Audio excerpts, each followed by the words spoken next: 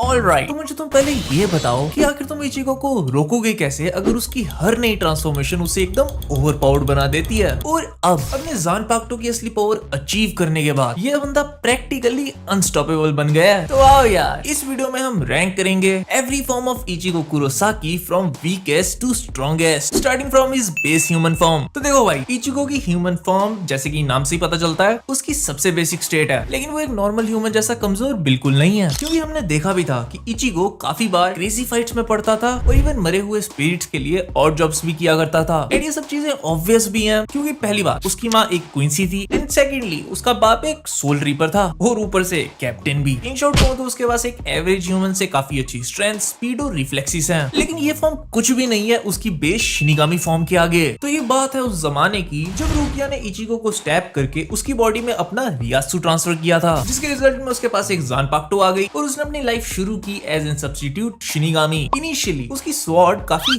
Huge थी, जो कि उसकी immense but uncontrolled spiritual energy को दर्शाती थी। इस फॉर्म में इचिको एक नॉर्मल इंसान से कहीं गुना ज्यादा स्ट्रॉन्ग था एंड इवन फास्ट भी, जो कि हमने देखा भी था कि उसने कैसे इजीली एक हॉलो को काट दिया था। एंड इवन इसी फॉर्म में उसने इकाकू और रेंजी के साथ भी फाइट की थी एंड उन्हें डिफीट भी किया था। बट इचिको का सबसे बड़ा अकॉम्प्लिशमेंट जो इस फॉर्म में है वो है कैप्टन केनपाची जाराकी को हराना, वो भी बिना उसके आई पैच लिमिटर के, जो कि सीरियसली बहुत तगड़ी फीट है। लेकिन इस वक्त वो आइजन और ब्याकुआ जैसे कैप्टन के लिए बिल्कुल मैच नहीं है। लेकिन जो ट्रांसफॉर्मेशन इससे भी ज्यादा बेटर है वो है जब तुम इस रेड सब्सक्राइब बटन को क्लिक करके ग्रे में ट्रांसफॉर्म कर दोगे, इससे मुझे भी काफी मजा आ जाएगा, तो फटाफट क्लिक कर दो। नेक्स्ट हमारे पास है इचिको की फुल ब्रिंग फॉर्म। वेल, ये फॉर्म उसकी सबसे स्ट्रॉन्गेस्ट तो नहीं है, लेकिन अगर ये तुम उसकी बेस शिनिगामी फॉर्म से कंपेयर करते हो तो इट इज इंडीड स्ट्रॉन्गर। तो देखो, आइजन के अगेंस्ट फाइट में मुगेत्सु को अनलीश करने के बाद इचिको ने अपनी सारी पावर्स खो दी थी एंड बिना पावर्स के एडजस्ट करना उसके लिए काफी मुश्किल हो रहा था। जिसके बाद उसे एक न्यू पावर का पता लगता है जो कि सिर्फ ह्यूमंस पोजेस करते हैं अगर उनके पेरेंट्स पर हॉलो ने अटैक किया हो। फिर क्या, गेंजो के अंडर ट्रेनिंग के बाद ही finally achieve fullbring form. इस फॉर्म में उसकी पूरी बॉडी बॉनी आर्मर में रैप होती है, प्लस उसके पास यहाँ पर एक छोटी सी स्वॉर्ड भी होती है, जिससे वो गेसु का टेंशु जैसे अटैक्स कर सकता है सिर्फ दिखने में। बट टेक्निकली ये अटैक इतने पावरफुल नहीं होते। बट अगर देखा जाए तो ये फॉर्म भी इचिको के पास ज्यादा देर नहीं थी, क्योंकि इस फॉर्म को एट द एंड गिंजो ने चुरा लिया था। बट देखा जाए तो ये काइंड ऑफ अच्छा ही हुआ था, क्योंकि इसी के बाद रुकिया ने फिर से इचिको को स्टैप करके उसकी शिनिगामी पावर्स उसे लौटा दी थी। सो या दैट्स प्रीटी मच इट। अभी नेक्स्ट फॉर्म इचिको की सबसे आइकॉनिक फॉर्म है and that is his bankai form. तो जैसे कि तुम्हें पता है कि अपने बेस शिनिगामी फॉर्म में इचिको ब्याकुआ जैसे कैप्टन के लिए बिल्कुल मैच नहीं है। सो उस time he needed a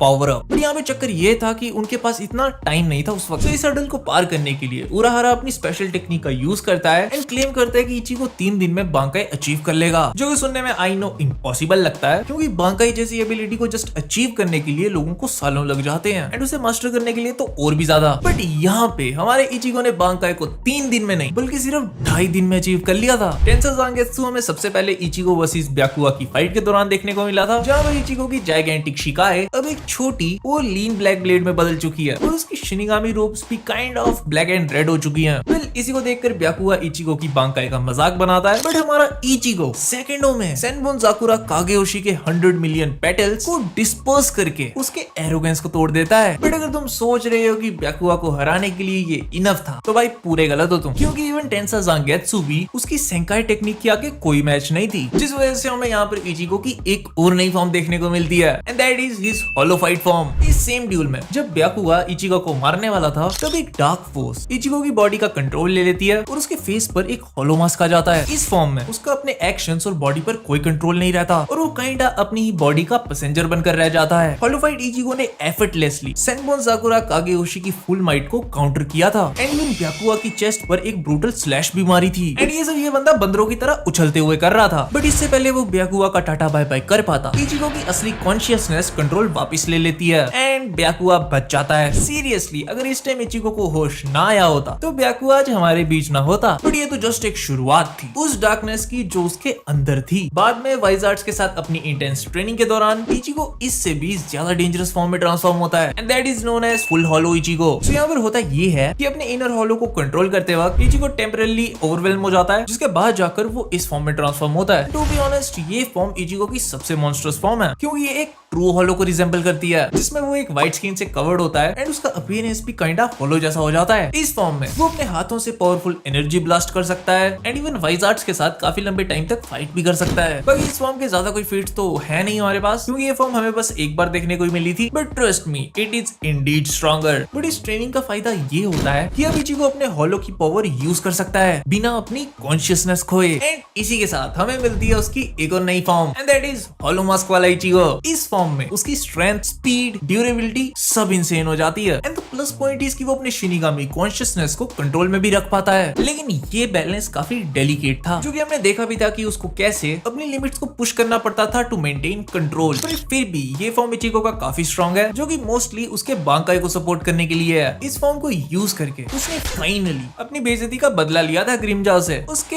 L लगाकर। अगली फॉर्म जो हमारे पास है वो है इचिगो की डांगाई फॉर्म। तो जब आइजन ने इचिगो के काफी कंपेनियंस को हरा दिया था, तब इचिगो के फादर साहब ने उसे डांगाई में जाने का सजेशन दिया था, जो कि एक डायमेंशन है सोल सोसाइटी और ह्यूमन वर्ल्ड के बीच में। डांगाई में टाइम का फ्लो रियल वर्ल्ड से काफी अलग चलता है, इसीलिए इचिगो वहां पर लगभग 3 महीने तक ट्रेन करता है। एंड क्योंकि डांगाई में टाइम की हायर डेंसिटी है, इसीलिए जब वो ह्यूमन वर्ल्ड में वापस आया था तब यहाँ पर सिर्फ 1 ही घंटा बीता हुआ था। अब एनेस की बात करें तो उसकी इस फॉर्म में बाल काफी लंबे होते हैं, उसकी हाइट भी थोड़ी सी बढ़ जाती है और उसकी बांकाई के साथ कनेक्शन काफी स्ट्रॉन्ग हो जाता है। एंड भाई जैसे ही वो वापस आया, उसने बिना किसी एफर्ट के आइजन को इजीली ओवरपावर कर दिया था। एंड इवन उसको मुंह से पकड़कर दूर तक भी घसीटते हुए ले गया था। यही नहीं, इस फॉर्म में उसने आइजन की ज़ानपाक्टो को अपने बेयर हैंड से रोक दिया था, वो भी बिना किसी एफर्ट के। इन शॉर्ट कहूं तो भाई ने यहाँ पर भी अपनी बेइज्जती का बदला ले लिया था। पर ये फॉर्म कुछ भी नहीं है इचिगो की इस नेक्स्ट ट्रांसफॉर्मेशन के आगे, and that is his Vasto Lorde form. इस फॉर्म के लिए मैं बस यही कह सकता हूँ कि ये फॉर्म ब्लीच के सबसे इंटेंस ट्रांसफॉर्मेशन में से एक है। तो यहाँ पर होता ये है कि फेक काराकुरा टाउन आग के वक्त इचिगो का सामना एस्पार्डा उल्कियोरा से होता है। शुरू में तो इचिगो काफी स्ट्रगल करता है फाइट के दौरान, बट उल्कियोरा को इचिगो के साथ खेलने में कुछ मजा नहीं आ रहा था, इसीलिए वो इचिगो को वन शॉट कर देता है। बट उसको क्या ही पता था कि ये गलती उसकी लाइफ की सबसे बड़ी गलती होने वाली है, क्योंकि फिर ओरिहिमे की चींकें सुनकर इचिगो की होलो साइड का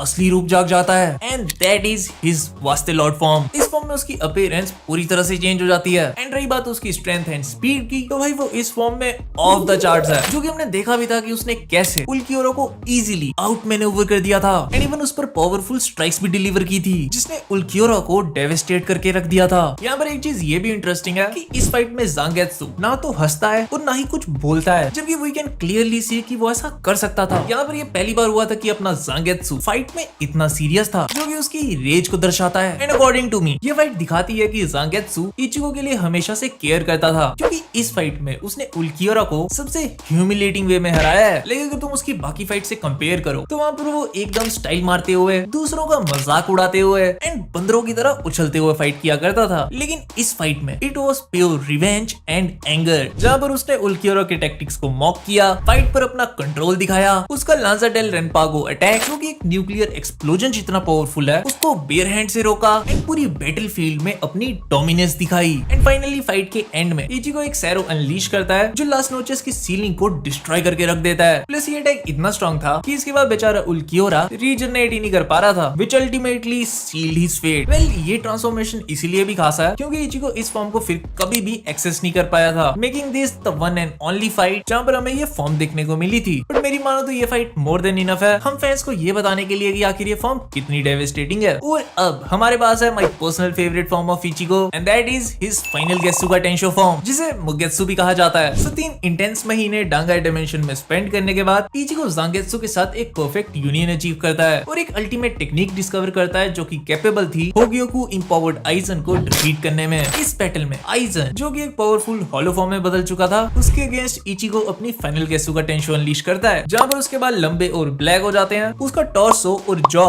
ग्रे कपड़ों में लिपटे होते हैं और वो खुद डार्क रियासु से सराउंडेड होता है। ये फॉर्म इतनी ओवरपावर्ड थी कि जब इचिगो ने आइजन पर अटैक किया था तो पूरा आसमान ब्लैक हो गया था। खैर, इस अटैक के बावजूद भी आइजन बच गया था, बट वो काफी वीक भी हो गया था। एंड यही रीजन था कि उराहारा अपने सीक्रेट कीडो को एक्टिवेट करके आइजन को सील कर पाया था। लेकिन यहाँ पर ये बात भी नोट करने वाली है कि फाइनल गेत्सुगा टेंशो को यूज करने की एक बड़ी कॉस्ट थी, जहाँ पर इचिगो ने एंड में अपनी सारी शिनिगामी पावर्स खो दी थी, जो कि इस फॉर्म को एक डबल एज स्वॉर्ड बनाती है। बट अगर तुम्हें ये लगता है कि ये इचिगो की अब तक की सबसे स्ट्रॉन्गेस्ट फॉर्म है, तो भाई ये सुनो, 1000 ईयर ब्लड वॉर में जब इचिगो की बांकाई टूट जाती है तो उसको रिकवर करने के लिए वो रॉयल डेल में जाता है, जहाँ पर उसकी मुलाकात होती है स्वॉर्ड मास्टर निमाया से। निमाया इचिगो को अपनी पावर्स को डीपली समझने में मदद करता है। इसके बाद जाकर इचिगो अपनी ज़ानपाक्टो से कम्युनिकेट करता है, एंड फिर वो इस रियलाइजेशन में आता है कि जिस क्विंसी और हॉलो एस्पेक्ट को वो आज तक बर्डन समझता था वो एक्चुअली में उसके एसेंशियल पार्ट्स हैं। एंड टू बी ऑनेस्ट ये रियलाइजेशन उसकी ग्रोथ के लिए काफी इंपॉर्टेंट थी और इसी के बाद जाकर वो अपनी ट्रू शिकाई फॉर्म को अचीव करता है, जहाँ पर उसके पास अब दो जानपाक्टो होती हैं, एक छोटी और सॉलिड स्वॉर्ड एंड दूसरी लंबी एंड हॉलो। ये ड्यूल ब्लेड सेटअप इचिगो की पावर्स का बैलेंस सिंबलाइज करता है एंड उसे काफी न्यू टेक्निक्स भी देता है, जहाँ पर इस फॉर्म का सबसे ज्यादा नोटेबल अटैक है गेत्सुका जुजिशो। ये अटैक उसका आइकॉनिक गेत्सुका टेंशो जैसा ही है, बस फर्क ये है कि वो एक ब्लेड से होता था एंड ये दो ब्लेड से साइमल्टेनियसली हो सकता है, जो कि उसके ऑफेंस को पहले से और भी ज्यादा वर्सेटाइल एंड पावरफुल बनाता है। वेल, जब उसको पता चलता है कि जो हॉलो उसके अंदर है वही उसकी असली जानपाक्टो है, ना कि वो प्रीवियस जांगेत्सु जो कि एक्चुअली में उसकी पावर्स को सप्रेस कर रहा था, तब इचिगो का पर्सपेक्टिव काफी बदल जाता है। इवन यहाँ पर तो ये भी रिवील हुआ था कि जो पावर अब तक इचिगो के पास थी वो उसकी ट्रू पावर की बस एक मेयर फ्रैक्शन थी। लाइक तुम इमेजिन कर सकते हो, इवन मुगेत्सु, वास्टेलॉट फॉर्म, ये सब बस उसकी ट्रू पावर की मेयर फ्रैक्शन थी। और अब अपनी ट्रू शिकाई के साथ Ichigo was strong enough to face Yhwach and उसके सबऑर्डिनेट्स। बाकी ये ट्रांसफॉर्मेशन एक फिजिकल चेंज नहीं बल्कि इमोशनल और मेंटल चेंज भी है, जहाँ पर इचिगो ने अपनी कॉम्प्लेक्स आइडेंटिटी को फाइनली एक्सेप्ट कर लिया है। बट ये लिस्ट यहीं खत्म नहीं है मेरे दोस्तों, क्योंकि हमारे पास अभी इससे भी एक ओवर पावर फॉर्म बची है and that is his true Bankai form. तो देखो, इचिगो की ट्रू बांकाई, जो कि हॉर्न ऑफ सेल्वेशन के नाम से भी जानी जाती है, इमेंसली स्ट्रांग है। ये फॉर्म उसने यहावा के साथ फाइनल बैटल के दौरान यूज की थी, जहाँ पर ये ट्रांसफॉर्मेशन इचिगो के अलग अलग पावर्स शिनिगामी, हॉलो, क्वींसी और फुल ब्रिंग का एक परफेक्ट फ्यूजन है, जिससे उसकी स्ट्रेंथ, स्पीड, रिफ्लेक्सेस सब कुछ इमेंस हो जाता है भाई। अब एनएस की बात करें तो उसके सर पर एक हॉर्न निकल जाता है, उसकी एक आंख येलो टाइप हो जाती है और उसके फेस पर दो ब्लैक स्ट्राइप्स होते हैं। इस पावरफुल स्टेट में इचिगो एक नए अटैक को एक्सेस कर सकता है and that is known as arrow shaped Getsuga Tensho, जो कि उसकी ऑफेंसिव कैपेबिलिटीज को काफी बूस्ट देता है। फाइनल बैटल के दौरान इचिगो द ऑलमाइटी एबिलिटी से ओवरवेल्म हो जाता है, जो यहावा को फ्यूचर इवेंट्स को अपनी मर्जी से चेंज करने की पावर देती है। यही नहीं, इस फाइट में यहावा अपनी ड्यूल विल्डिंग एबिलिटी को भी दिखाता है, जो इचिगो के लिए और भी काफी ज्यादा डिसएडवांटेज क्रिएट करती है। सो इन्हीं रीजंस की वजह से इचिगो अपने दोनों ब्लेड्स को मर्ज करता है और अपनी ट्रू बांकाई को अनलीश करता है। ये फॉर्म इतनी पावरफुल थी कि यहावा ने इसे एक जेन्युइन थ्रेट माना था, इसीलिए उसने अपनी द ऑलमाइटी एबिलिटी का यूज करके सबसे पहले इसी को डिस्ट्रॉय किया था। बट थैंक्स टू ओरिहिमे एंड सुकिशिमा ये वापस रिस्टोर भी हो गई थी एंड यही अटैक था जिसकी वजह से इचिगो ने लास्ट में यहावा को डिस्ट्रॉय किया था। एंड इस पर मैं बस यही कहना चाहूंगा कि भाई द ऑलमाइटी एबिलिटी को हराना कोई हलवा नहीं है। नेक्स्ट इस वीडियो पे क्लिक करो, जहां पर हमने ब्लीच के 30 ऐसे फैक्ट्स बताए हैं जो कि किसी को भी पता नहीं होंगे। बाकी मैं मिलता हूं तुमसे नेक्स्ट वीडियो में। Till then good bye, take care.